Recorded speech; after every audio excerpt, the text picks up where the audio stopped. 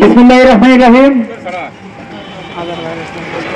আজকে আমরা জামালপুরে সমবেত হয়েছি।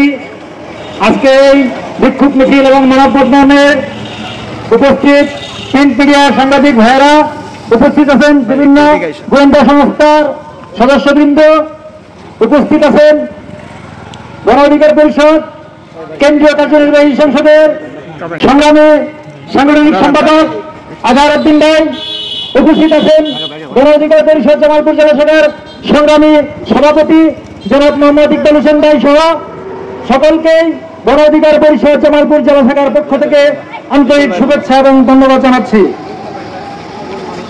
আসলেই একটা প্রতীকের ঘটনা ঘটে গেছে রাজধানীর মিরপুরে।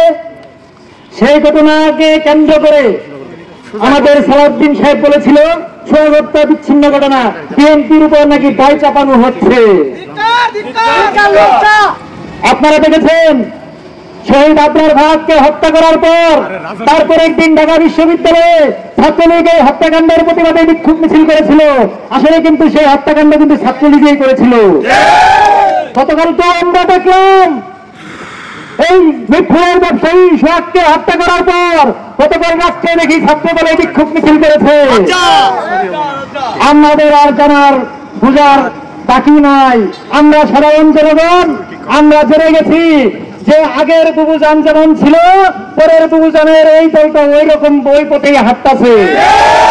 জনগণ বুঝে গেছে আজকে 5 তারিখের পর এমন কোন দপ্তর নাই যে সেই দপ্তরে আপনারা অ্যাডহক কমিটি নিয়ে অমুক কমিটি তমুক কমিটি, স্কুল কমিটি, বাজারঘাট কমিটি, বালুরঘাট সকল জায়গাতেই আপনারা আধিপত্য বিস্তার করেছে। আপনারা অঘোষিত সরকার হিসাবে মনে হয় হয়ে গেছেন, এরকমই একটা ভাব আপনাদের কাছে চলে আসছে।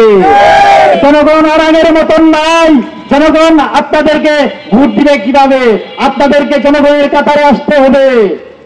আজকে দেখা যাচ্ছে যে বিভিন্ন জায়গায় উস্কানিমূলক বক্তব্য দিচ্ছেন আমাদের এই জাতীয়তাবাদী দল বিএনপির কেন্দ্রীয় কমিটির নেতৃবৃন্দ। আপনাদের কি হুঁশ থাকে না যে জনগণ আপনাদের সাথে আছে কি নাই? আপনারা 5 তারিখের পরে সেই নির্বাচন করে পাগল হয়ে গেছেন। 17 বছর আপনারা একটা বালির ট্রাক সরাইতে পারেন নাই, বালির ট্রাক সরাইতে পারেন নাই। আসছেন 2 দিনের জন্য এই নির্বাচন করে পাগল হয়ে গেছেন আপনারা। আওয়ামী লীগ সরকার যদি থাকতো তাহলে কিন্তু 30 সালের আগে নির্বাচন হইতো না। আজকে ছাত্র জনতার অভ্যুত্থানের পরে আজকে আপনাদের নির্বাচন নিয়ে আপনাদের মাথা নষ্ট হয়ে গেছে, মাথা গরম হয়ে গেছে, আপনাদের ঘুম নাই। যারা যারা নির্বাচন করছেন, নির্বাচন 30 সাল না, নির্বাচন 50 সাল হোক, নির্বাচন 50 সালে হোক। আগে হবে রাষ্ট্র সংস্কার, তারপরে হবে নির্বাচন। গণ অধিকার পরিষদ জামালপুর জেলা শাখার পক্ষ থেকে আমরা একটাই বার্তা দিতে চাই যে আগে সংস্কার, তারপর হবে নির্বাচন।